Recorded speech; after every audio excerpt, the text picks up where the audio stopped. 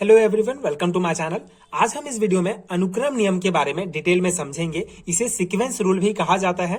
अनुक्रम नियम organic chemistry से रिलेटेड एक बहुत ही इंपॉर्टेंट कॉन्सेप्ट है। अगर आप बीएससी के स्टूडेंट्स हैं तो आपको ये हिस्ट्रियोकेमिस्ट्री यूनिट में मिलेगा ये टॉपिक। बहुत इंपॉर्टेंट है बीएससी लेवल के एग्जामिनेशन के लिए।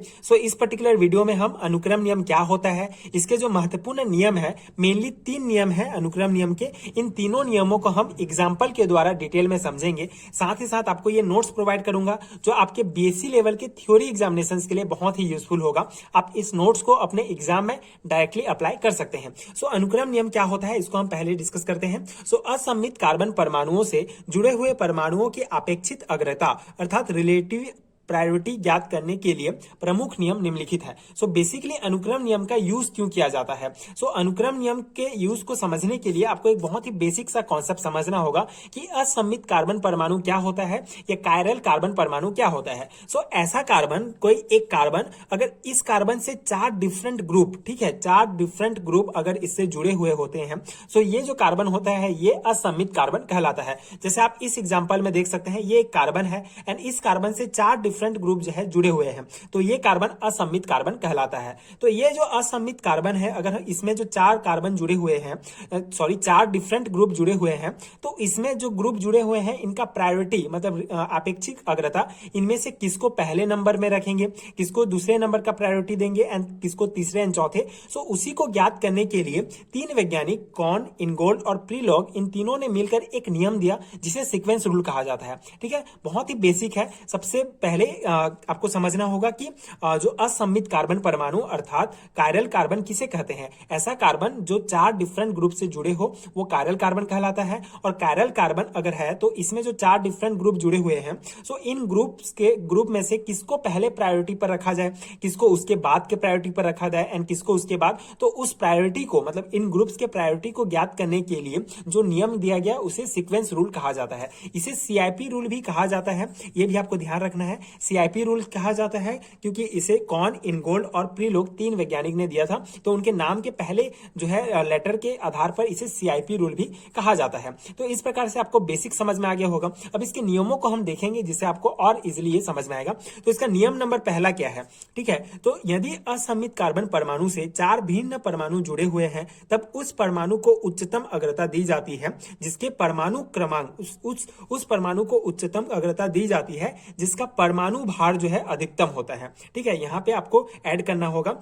बेसिकली मैंने ये पॉइंट्स जो है बहुत ही सिंपल पॉइंट्स लिखे हैं, मैं जो समझा रहा हूं उसको आपको समझना है, अपने भाषा में आप अपने आंसर लिख सकते हैं। तो ऐसा असममित कार्बन परमाणु जिसके 4 भिन्न अगर उसमें भिन्न परमाणु जुड़े हुए हैं तो उस परमाणु की उच्चतम अग्रता, उस परमाणु को उच्चतम अग्रता दी जाती है जिसका परमाणु भार, यहाँ पे ऐड करना है आपको, परमाणु भार अधिक होता है। ठीक है, सबसे नियम नंबर पहला में आपको सीधा याद रखना है एटॉमिक वेट अर्थात परमाणु भार। ठीक है, यहाँ पे आप देख सकते हैं, ये एग्जाम्पल आपको लेना है क्लोरोआइडोमीथेन सल्फोनिक एसिड। ठीक है, सल्फोनिक एसिड, यहाँ पे क्लोरोआइडोमीथेन सल्फोनिक एसिड आपको नियम नंबर पहले में उदाहरण के तौर पर आप जो है दिखा सकते हैं। ये क्लोरोआइडोमीथेन सल्फोनिक एसिड का स्ट्रक्चर है जिसमें एक कार्बन है and 4 different group hydrogen, iodine, chlorine and ये सल्फो ग्रुप जुड़ा हुआ है इस कार्बन से। ठीक है, अब इसमें ये 4 जो ग्रुप जुड़े हुए हैं इसमें किसको पहले प्रायोरिटी पर रखा जाएगा ये ज्ञात करने के लिए आपको जो है एटॉमिक वेट देखना होगा। ठीक है, कि किसका एटॉमिक वेट कितना है, उस किसका जो परमाणु भार कितना है, उस आधार पर जो है इसको हमको प्रायोरिटी देना है। जैसे यहाँ पे आप देख सकते हैं, यहाँ पे जो एग्जांपल दिया गया है इसमें आयोडीन का 126 होता है एटॉमिक वेट, आई थिंक, क्या, हाँ। और यहाँ पे आप देख सकते हैं जो क्लोरीन है ये इसका जो है 35 होता है। इसके बाद हाइड्रोजन का 2 होगा। ठीक है, तो यहाँ पे यानी यहाँ पे जो है आपको ये तीनों एक एक एटम है, तो यहाँ पे आपको हाइड्रोजन यहाँ पे आपको एक एटम को ही लेना पड़ेगा, सल्फर का 32 होता है। ठीक है, तो इस आधार पर आपको जो है जमाना होगा कि किसको पहले प्रायोरिटी पर देना है। तो सबसे ज्यादा यहाँ पे आप देखेंगे, सबसे ज्यादा जो है अब आयोडीन का परमाणु भार है, तो आयोडीन को जो है हम पहले प्रायोरिटी देंगे। ठीक है, उसके बाद आयोडीन से छोटा क्या होगा, आयोडीन से कम परमाणु भार वाला होता है ये है क्लोरीन। ठीक है, तो क्लोरीन उसके बाद क्लोरीन को प्रायोरिटी देंगे। उसके बाद थर्ड क्या है, एस सल्फो ग्रुप, सल्फो का ये सल्फर का परमाणु भार हाइड्रोजन से ज्यादा होता है, तो यहाँ पे हो जाएगा सल्फो ग्रुप, उसके बाद हाइड्रोजन। तो इस प्रकार से प्रायोरिटी आपको जमाना है, ठीक है। तो सबसे पहले नंबर पर आयोडीन, क्लोरीन, सल्फो एंड इसके बाद ये हमारा हाइड्रोजन। तो इस प्रकार से परमाणु भार के आधार पर किसी भी स्ट्रक्चर के किसी भी कायरल कार्बन से जो डिफरेंट ग्रुप जुड़े होते हैं उनको प्रायोरिटी दिया जाता है। अब अनुक्रम नियम का दूसरा नियम हम डिस्कस करेंगे। दूसरा नियम क्या कहता है, यदि नियम के अनुसार दो समूहों की अपेक्षित अग्रता का निश्चय करना संभव न हो तो इन समूहों के अगले परमाणुओं की तुलना करके अपेक्षित अग्रता निश्चित की जाती है। उदाहरण के लिए, यदि किसी असमित कार्बन से एथिल ग्रुप CH2CH3 तथा मैथिल ग्रुप जैसे CH3 समूह जुड़े हों तो इन समूहों में से C2H5 की अग्रता CH3 की तुलना में अधिक होगी। अब ये पॉइंट क्या कहता है कि अगर कोई भी जो होगा हमारा कोई भी कायरल कार्बन 4 डिफरेंट ग्रुप से जुड़ा है, लेकिन मान लो उनमें से 2 ग्रुप जो होंगे वो सेम होंगे, ठीक है, सेम ग्रुप्स होंगे उसका स्ट्रक्चर में, तो उनको कैसे अपेक्षित अग्रता ज्ञात की जा सकती है। जैसे यहाँ पे जो है हम पहले इसको समझने से पहले ये जो एग्जांपल लिया गया है एथिल एंड मैथिल का, इसको हम समझते हैं। तो ये आपको जनरली ब्यूटाइल क्लोराइड में इस प्रकार के मिलेगा कि जिसमें एथिल एंड मैथिल दोनों जुड़े होंगे। तो इसका स्ट्रक्चर कुछ इस प्रकार होगा, कायरल कार्बन से जो है एक तो हाइड्रोजन जुड़ा होगा, एक जो है क्लोरीन जुड़ा रहेगा, ठीक है। उसके बाद जो एक ग्रुप होगा ये CH3 ग्रुप होगा और एक होगा ये CH3 ग्रुप और एक क्या होगा CH2 ग्रुप एंड CH3, ठीक है, ये C2H5। इस प्रकार से जो है इसका स्ट्रक्चर बनेगा। तो यहाँ पे आप कैसे अपेक्षित अग्रता ज्ञात करेंगे, यहाँ पे आप ध्यान से देखिए कि कायरल कार्बन से 4 डिफरेंट ग्रुप जुड़े हैं, लेकिन यहाँ पे ये दोनों ग्रुप सेम है, ठीक है। यहाँ से भी कार्बन जुड़ा है, यहाँ से भी कार्बन जुड़ा हुआ है। अगर पहले परमाणु की बात करें, यहाँ से पहला परमाणु हाइड्रोजन है, यहाँ पहला परमाणु क्लोरीन है, लेकिन ये जो C2H5 एंड CH3 है, इन दोनों जो है कार्बन से पहला कार्बन इससे जुड़ा है, इसका भी पहला कार्बन जुड़ा है। तो यहाँ पे सेकंड रूल यही कहता है कि अगर पहले परमाणु से अगर ज्ञात नहीं होता है तो उसके बाद की परमाणु को हम काउंट करना स्टार्ट करते हैं, ठीक है। यहाँ पे जनरली जो है इसका परमाणु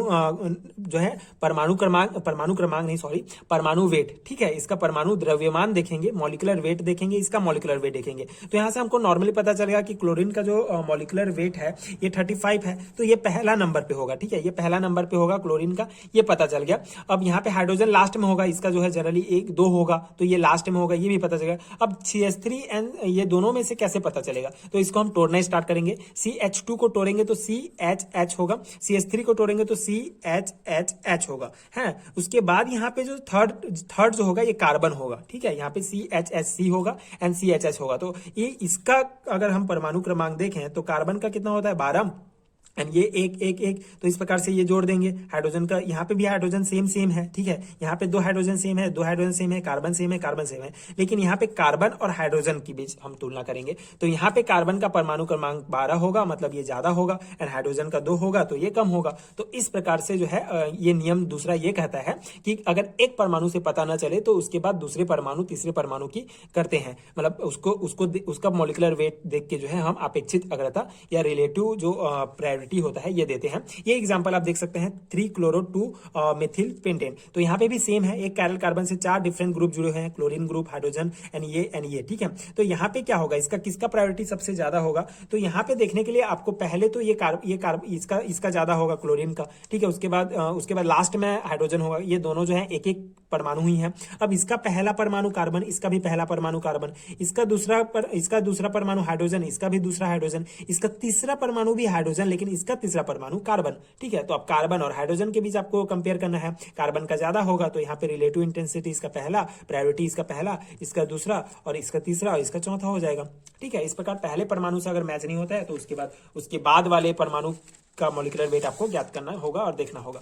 उसके बाद थर्ड नियम क्या कहता है कि युग्म या त्रियक बंध से जुड़ा हुआ परमाणु ऐसे 2 या 2-3 परमाणु से के समतुल्य होता है। मतलब सिंपल से ये क्या बोलता है कि अगर जैसे ये ग्रुप है, ये एक समूह है, ठीक है, C डबल बॉन्ड के साथ ऑक्सीजन से जुड़ा हुआ है, तो ये युग्म मतलब डबल बॉन्ड या ट्रिपल बॉन्ड से जुड़ा हुआ कोई भी परमाणु उसके ऐसे सेम परमाणु के मतलब 3 परमाणु के समतुल्य होता है। जैसे यहाँ पे इसको हम ऐसे भी लिख सकते हैं, कार्बन 2 ऑक्सीजन से जुड़ा हुआ है, ठीक है, इसका सिंगल बॉन्ड में ऐसे तोड़ सकते हैं। किंतु यदि दो या दो से अधिक ऐसे परमाणु अलग अलग किसी परमाणु से जुड़े हो तो इन परमाणुओं की अग्रता उन परमाणुओं की अपेक्षा उच्च होती है जो युग्म या त्रियक बंध से जुड़े होते हैं। ठीक है, यहाँ पे सिंपली आपको एक चीज ध्यान रखना है कि यहाँ पे हम जो है जो डबल, जैसे अगर हमारा कोई भी स्ट्रक्चर आता है तो उसमें डबल बॉन्ड में अगर कोई भी ऑक्सीजन है, यहाँ पे ट्रिपल बॉन्ड में नाइट्रोजन जुड़ा हुआ है तो इसको इस प्रकार लिख सकते हैं, सिंगल सिंगल बॉन्ड में हम इसको जो है तोड़ सकते हैं। तो इसी प्रकार यहाँ एग्जांपल आप देख सकते हैं ग्लिसरील एल्डिहाइड। तो ग्लिसरील एल्डिहाइड में जो ये कार्बन कायरल कार्बन है इसके एक ग्रुप यहाँ जुड़ा हुआ है, एक ग्रुप ये एक, ठीक है, 4 ग्रुप डिफरेंट जुड़े हुए हैं।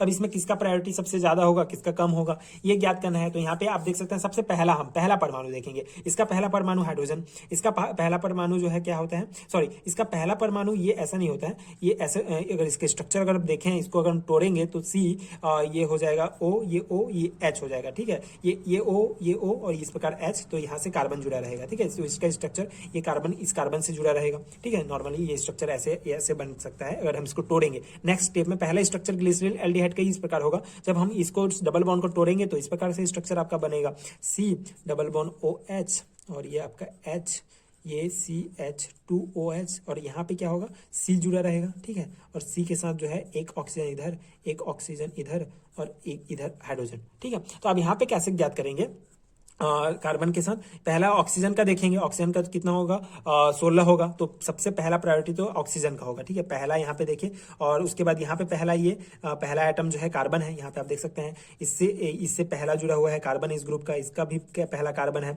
अब इसका तो हाइड्रोजन ही है, ये लास्ट में ही होगा हाइड्रोजन का ये। ठीक है, अब इन दोनों में से हमको प्रायोरिटी ज्ञात करना है, ये पहला नंबर हो गया, चौथा हो गया, अब तीसरा दूसरा में से कौन होगा, तो यहाँ पे कार्बन पहले देख लिए हमने। ठीक है, पहला कार्बन जुड़ा हुआ है तो सेम हो गया। अब यहाँ से दूसरा इसका हाइड्रोजन जुड़ा है और इसका दूसरा जो है ऑक्सीजन जुड़ा है। अब ऑक्सीजन और हाइड्रोजन में किसका ज्यादा होगा, ऑक्सीजन का ज्यादा होगा, तो यहाँ पे ये इसका सेकंड प्रायोरिटी होगा और ये थर्ड प्रायोरिटी होगा। ठीक है, तो पहला प्रायोरिटी OH, दूसरा प्रायोरिटी ये CHO एंड तीसरा जो होगा CH2OH एंड चौथा प्रायोरिटी होगा हमारा H।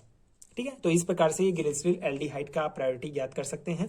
इस प्रकार से जो है ये अनुक्रम नियम काम करता है और अनुक्रम नियम के अनुसार जो है आप ये पूरा निकाल सकते हैं। जैसे जनरली जो है ये आपको थ्योरी एग्जामिनेशंस में लिखने के लिए आएगा कि अनुक्रम नियम क्या है, इसके नियमों की व्याख्या कीजिए, तो आप ये इसको लिख सकते हैं। एंड अगर आपको ऑब्जेक्टिव बेस्ड क्वेश्चन में आ गया, जैसे ये ग्लिसरील एल्डिहाइड का मान लो स्ट्रक्चर दे दिया और बताया कि इनमें जितने भी डिफरेंट ग्रुप हैं इनको आप जमाइए, मतलब कौन सा पहला प्रायोरिटी का है, कौन सा दूसरा, तो आप नॉर्मली मॉलिक्यूलर वेट देख के जमा सकते हैं। ठीक है, इन तीनों नियमों को यूज करके। आई होप कि आपको समझ में आया होगा एंड ये नोट्स आपके एग्जाम प्रिपरेशंस के लिए हेल्पफुल रहे होंगे। सो अगर हेल्पफुल है तो आगे की वीडियोस देखने के लिए चैनल के साथ जुड़े रहिए। और अगर आपको PDF चाहिए इसका तो आपको नीचे PDF डिस्क्रिप्शन बॉक्स में PDF स्टोर का लिंक मिलेगा, वहां से आप डाउनलोड कर सकते हैं। एंड अगर वीडियो हेल्पफुल रहा होगा सो प्लीज सपोर्ट कीजिए, like and subscribe to my channel and thank you so much for watching.